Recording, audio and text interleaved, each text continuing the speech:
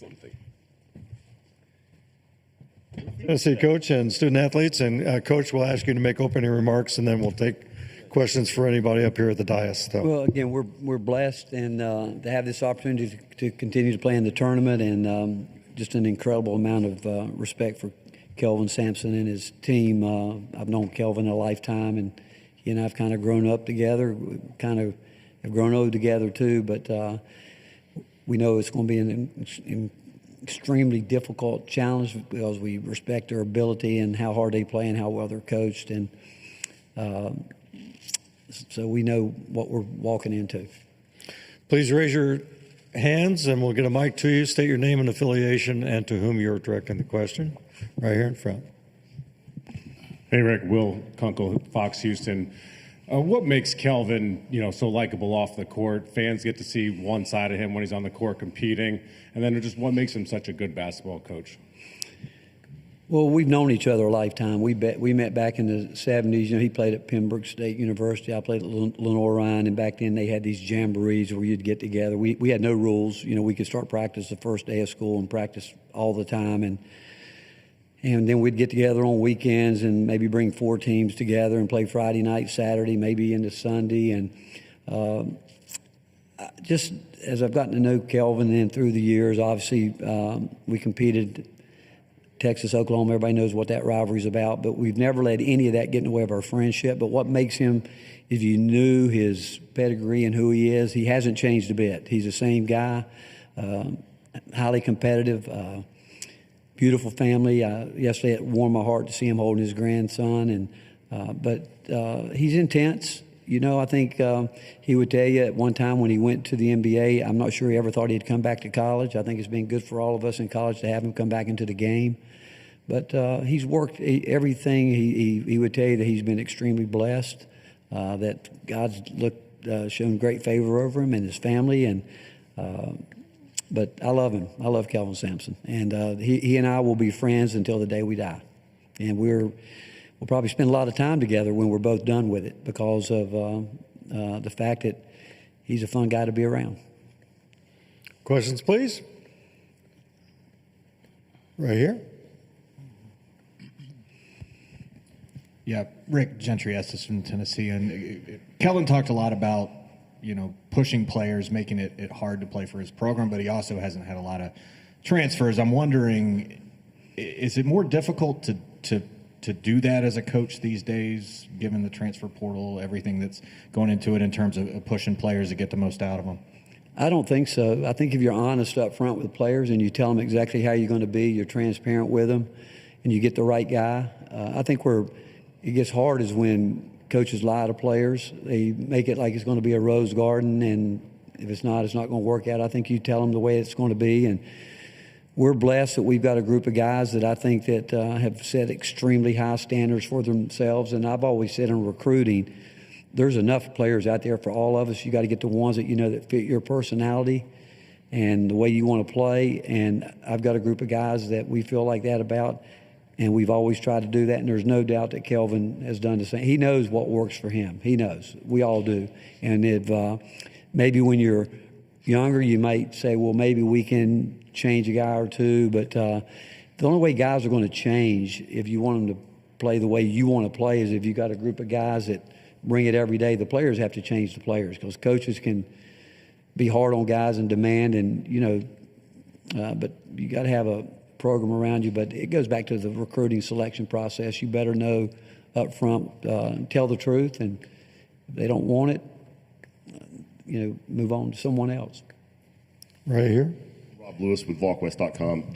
Jahmai, for you, how beneficial do you think it is that a year ago on Saturday afternoon you were in a different city but doing this exact same thing? I mean, how much value do you think that last year's experience is provided you guys this week? Jahmai?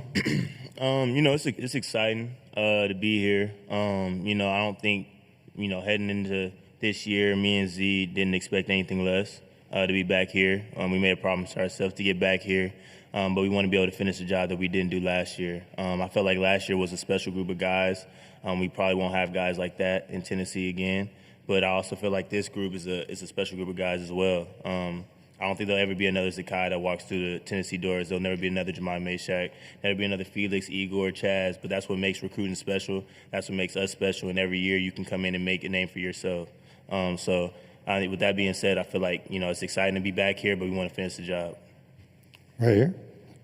Dennis Dodd, CBS Sports. Rick, dovetailing off Gentry's question, I guess. There's been some pretty big-name coaches in football and basketball get out of this because of the current climate that you've adapted to. Did you ever have to sit down and have a pep talk with yourself and just think about, wanting to go on through, everything we're talking about with the portal?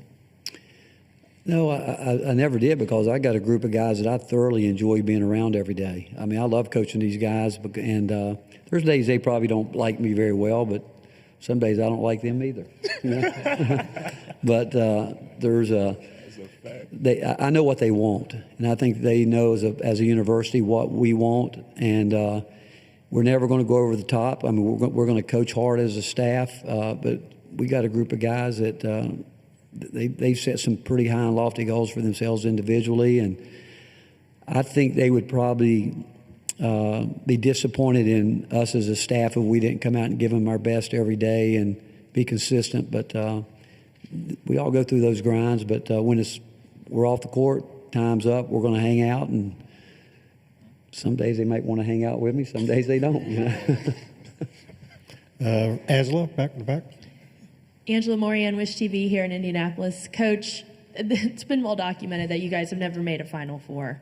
We were in the same position last year. So what's the message this year with this a little bit newer group heading into the biggest game of the season so far? Well, you just sent the message right there. University of Tennessee hasn't made one, and it would be a great honor for us to do that. And something that, again, I think most teams, I would think, start every year with a goal of getting to this tournament and know that you get here. We've seen some of the craziest things happen throughout the history of it, but you all come into it knowing that you would like to be the last team standing on Monday night. And but the fact that, I mean, I'm proud of these guys because I know how hard they've worked. Do we want it all? Yeah, we do. But we're no different than the other teams left right now. We've all put a lot of work in and to get there, but we've got, every team. We're going after the same thing. As much as we want it, other teams want it. We realize that, and we just hope that we can be at our best. Right here in the back. Steve Lehman, CBS Nashville for Zakai and Jemai. Jemai just mentioned the promise you guys made after last season. How quickly did that happen after that loss in Detroit? Was it immediate? Was it a couple of days? And for both of you, at that point in your career, why was it so important to come back to Tennessee and finish the job you started? Zakai, we'll start with you. I would say immediately. We pride ourselves on winning, and I could remember times, me and Jamal being on the same team at practice and us just losing in practice and ready, to fight each other just off of losing the game in practice. So, losing the game like that, something that we take so much pride in, knowing that we had a chance to win a game that we didn't win, it hurt us. Feeling that pain, we said, like, we put all this work in, we came in together, we going to leave out together, and, we pride ourselves on winning. So, like, being back in this position that we in today is a blessing, but, like you said, we got to finish the job still. Jemai? Yeah, it's like you said, it was immediately, like literally right after that game.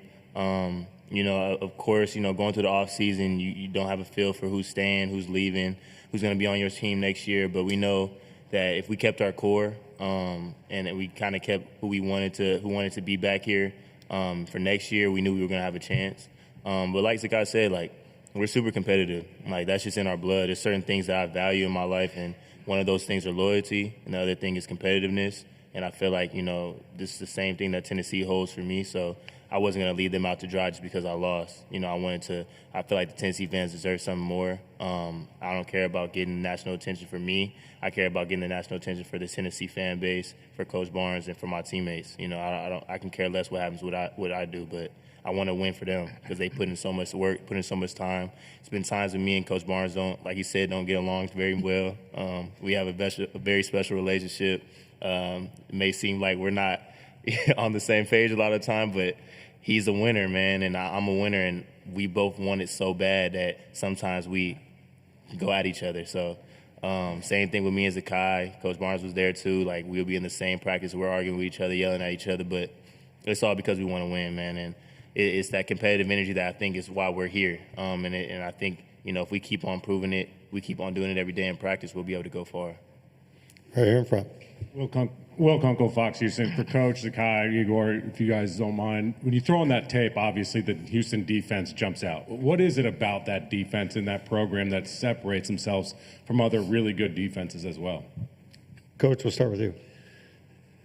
Sound, very aggressive, as good a ball screen defensive team as you can play in the country. They attack it really hard, got great length, and they really are so well taught, schooled in that, and they rebound it. You can't be a great defensive team if you can't finish it, and they do a great job of not only getting to the offensive boards, but they rebound the ball, but their coverage, they do a lot. They turn people over in their ball screens. They turn people over with the way they trap the post.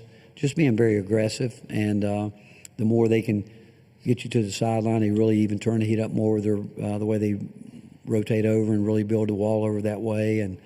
But it's Kelvin. I mean, his teams have always, again, I don't know how many years now we've been playing against each other.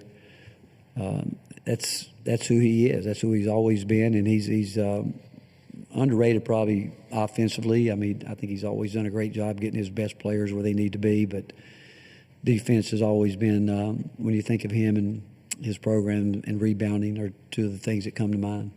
Igor?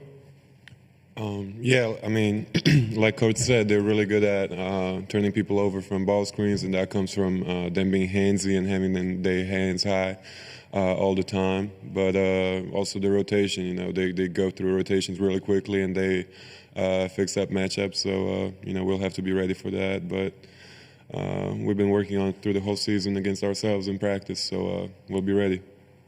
Zakai? Yeah, I'll just say how aggressive they are and one-on-one defense and the ball screen coverage. We hang out hard on defense, and so do they. And they're one of the best defenses in the country. But every possession they're super aggressive. They trying to get after it, and they're trying to get after you and turn the ball over. So they feed off of turnovers. They feed off of on offense of how good they play in the defense. So really just the aggressiveness. Right over here. Chris Schumer, Capital Sports Journalism. Coach Sampson had some interesting and funny things to say about your phone calls. I'm just wondering, what are the occasions when it's time to call Coach Sampson? Well, we talk, guys that know me, we'll be talking for a while, and I'll finally say, I'm done with you. I'm out.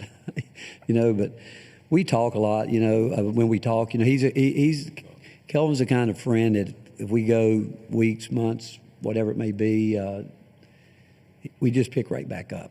And, we know each other. We know where we're from, and we know the route that we've come through coaching. I mean, I think of where he started out and the way he's done it. It's just respect, calling him. We'll talk ball some, different things. And it's always hard playing against guys that you love, you grow up with, and because I know he wants to see us do well and win it, and I'd say the same for them. I mean, we weren't playing him. I just know him just so well, and his family, and I'm really blessed to have a friend like that, and a person that I know he cares, and the phone calls can vary from different things. We just whatever, depending on what time of year it is. Right back in the back, Angela. Coach, obviously Tennessee has a special connection to Indianapolis, and that is Peyton Manning. He was here last night, expecting him to be here tomorrow. How cool is it to be able to play a Midwest regional in the house that Peyton built with his statue right outside? Well, obviously, what can you say about Peyton? I mean, he is one of the greatest people you could ever meet.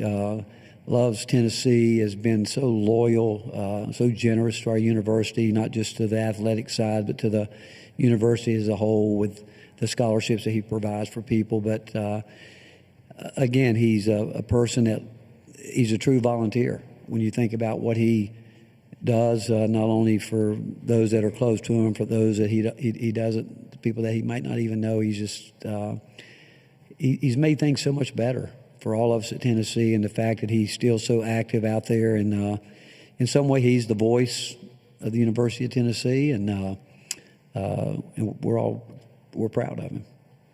Over here. I've got a question for Felix and then one for Chaz.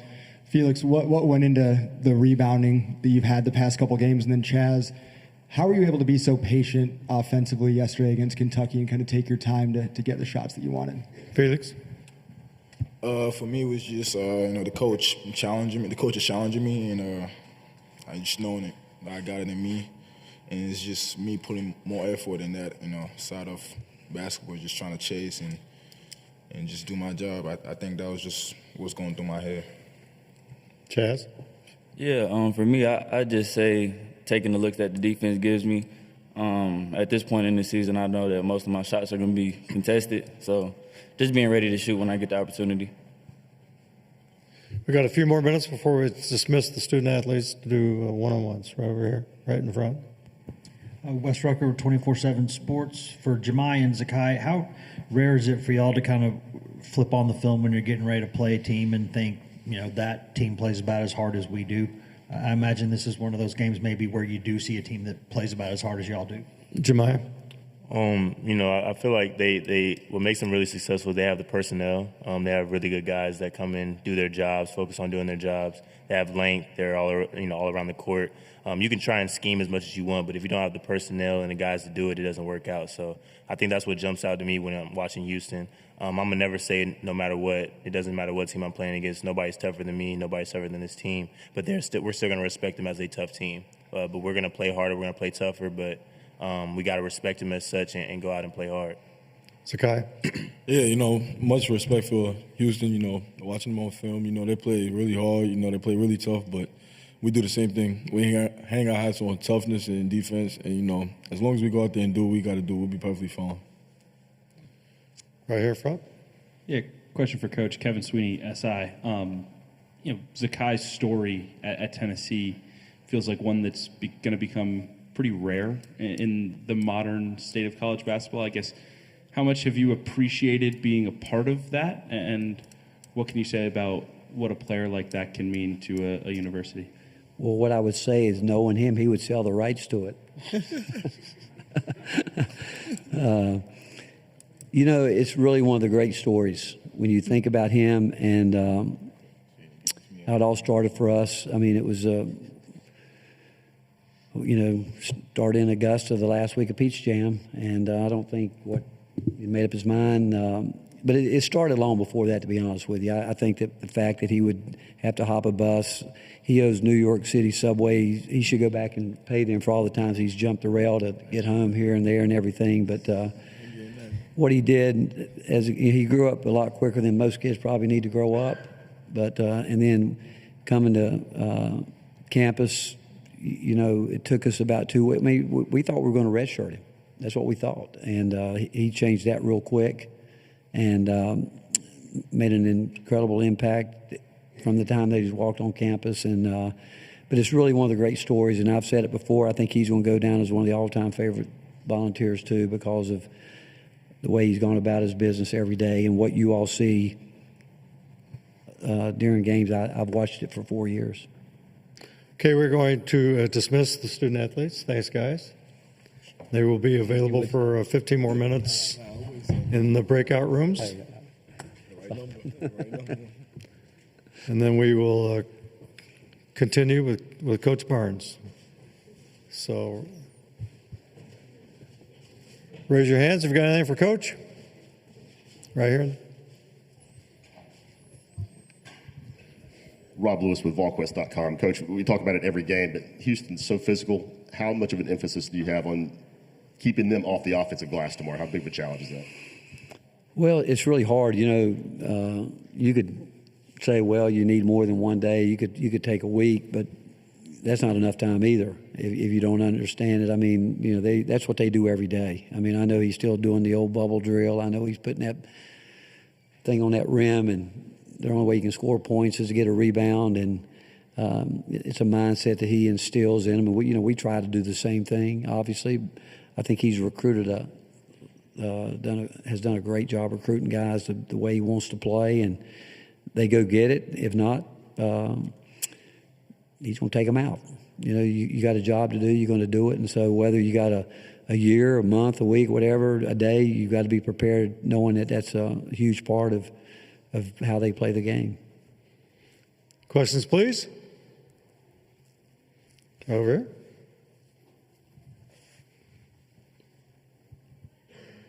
Alec Blender, Capital Sports Journalism. I want to ask, can you speak on the development of Zakai as a leader and how that has helped you as a head coach, having a point guard like that you can rely on and depend on? Well, when I was talking, when they were up here about talking about some days we get along, some days we don't, all that, I think the best teams are when they're coached by the team. So there's days when if I don't, and I say it's we, our coaching staff, aren't doing the things that we want done, I'm holding those guys responsible too, because, I mean, players need to coach players, and Zakai and Jemai are two of the best. And so there's days I'm getting on them about things that maybe Chaz isn't doing. And when I might say to him, hey, if Chaz ain't going to rebound, you're going to run for him. You know, you're going to run the steps. You're going to do this. You're going to do that. So it's the standard in which when you get players like Zakai, who came in, he wasn't a point guard when he came in. He's learned how to play that position. He's worked hard at it because he was always a guy that could score the ball. But we have expected a lot from him from a leadership standpoint. He speaks in his own voice, but he does it every day in practice. I mean, he doesn't have bad days in practice. And he knows me well enough to know when I'm not happy with practice, and he knows if he doesn't help change it, that he's going to get the backside of it more times than not, he and Jemai, because they've been around us. They know what the standard's been set, and they have been great at it, because they have, again, the best coach teams, best led teams are when they're led and coached by the players. And but he's worked hard over 4 years to understand the game from all different areas, learning how to. We've never been a big heavy ball screen team. Probably done more this year than in the past, and he's worked hard at adding anything that we've asked him to do. He's been willing to try to take it on and do it. The back. Hey, Coach, Trey Wallace with Outkick and Fox. You kind of previously touched on a little bit, but Kelvin Sampson was talking about just how much he still loves coaching this game, and that there is a minority of horror stories within NIL and transfer portal that I think a lot of people maybe run with it more and gets more attention. But just from your aspect of it, you know, and he talked about coming towards the end of his career, you know, but he said this is a game that he loves and it's still pure in his mind. Can you expand upon your thoughts on that? I would agree. I think, obviously he and I and, a group of guys that have been in a long time, Tom Izzo, you can name Cal, you can name a lot of us. We all, in some ways, are cut from the same cloth, but like Kelvin, again, I still think the game's a pure game, a beautiful game, and I love coaching it. I think with the NIL, where I could see it, if you're at a university where the administration doesn't get it, and we all want to win. But I've always believed too, if you want to coach anywhere. If you want to coach junior high, coach high school. If you really love it, just coach. And I'm extremely blessed to have had to serve a great God that's given me an opportunity to be at some wonderful places. But with what's going on right now, right now is the rumors I'm hearing this week. It's absolutely mind-boggling. It is. But that's not going to keep us from doing our job, and I could care less about that right now, even though we're working at it. I got a staff working right now on the stuff you're talking about. We have to be, because you can't fall behind, and we're in the middle of trying to win a national championship like the other teams right now, and but yet there's a group that's working hard on making sure we don't fall behind with the portal. And then what's the first thing? What's the number? But you can't let that interfere with the fact that you love doing what you're doing. And I've made it, I think, clear that I've told the day that I lose that purity of not wanting to be around the kids or the players and coach, that's when you know it's time. But I still love it, like Kelvin. I mean, I can see it when we talk on the phone. You can tell it. You can still hear it in his voice that he hasn't let down. You know, he still wants to help guys. We really want to help these guys have a chance. We've lived our dream. We want to help those guys do it. And the way you do it, you give them your best every day. And that means total transparency, honesty, and knowing that there's days that maybe they don't want to hear it, but the good ones always do, and they always come back for more. Questions, please. Right here. Rob Lewis with VolQuest.com. Coach, I asked the guys about it, but for you as a coach, what's the comfort level of having Jahmai and Zakai here that have been in this exact same position a year ago? Well, it is, Rob, and the fact that they've been here, they know how quickly it can end. They realize that they knew coming in, they knew how hard the first game against Wofford would be. They know that that's a hard game, and then everybody knows if you can get by the first one, it gets even more difficult every round. But it goes back to what I was saying earlier about the accountability that we expect in those guys as much as we're going to do our job as coaches for the guys that haven't been here. They're spending time with them. They're telling them. And that peer pressure is powerful. It helps when Jahmai and Zakai and Jordan have been here, and they're able to say, hey, this is what it's going to take. And because they spend a lot of time without us in the locker room prior to the game, and even though they might be in their own little world a little bit, they know how to touch each other and hot buttons and understand that we've got to be ready. Right here in front. Jason Bristol, KHOU in Houston. Rick, Kelvin said, if we don't win it, I want Rick to win it. Is it safe to assume that you feel the same way? Well, what I would say is this. Obviously, I'm in a league, and I like to see our league have success, whether people believe that or not. But from a personal standpoint, when you've grown up with a guy like Kelvin and, Tom's won it, and yeah, I mean, we'd love to win it, but I would love to see Kelvin Sampson win a national championship. Not this year, but I love the guy because, again, I just think about the first time I went out there, I think they put me on a futon in their house. And, from that time, Karen has got a beautiful wife, and Kelvin, their kids, I've watched their kids grow, and it's just, it's tough, but I'm a huge Kelvin Sampson fan. Right here. Always will be. Oh, I'm sorry, Coach. Right here. Benjamin Vasco of KUJH. A lot of people talked that the Big 12 was one of the best basketball conferences at the start of the year, and then now they've moved to the SEC being the best basketball conference. What does this mean for, I guess, both conferences, this matchup specifically? Well, league cycle, this is a year that it was a year of the SEC. When you think about the historic non-league schedule, the success we had in the non-league, and obviously doing what we did thus far in the tournament. But I've seen great leagues cycle through. I'd like to think now that the traction that we've gotten, that we can continue to grow it, the league, and every year I think as all coaches, you'd love to be in a league when you think that, hey, every year we play good basketball. We got 14 teams in. We can do it every year. We can stay there. But it's just been one of those historic years for our league, and it goes back from 10 years ago to where we were. It's really amazing that we've got it here at this point. But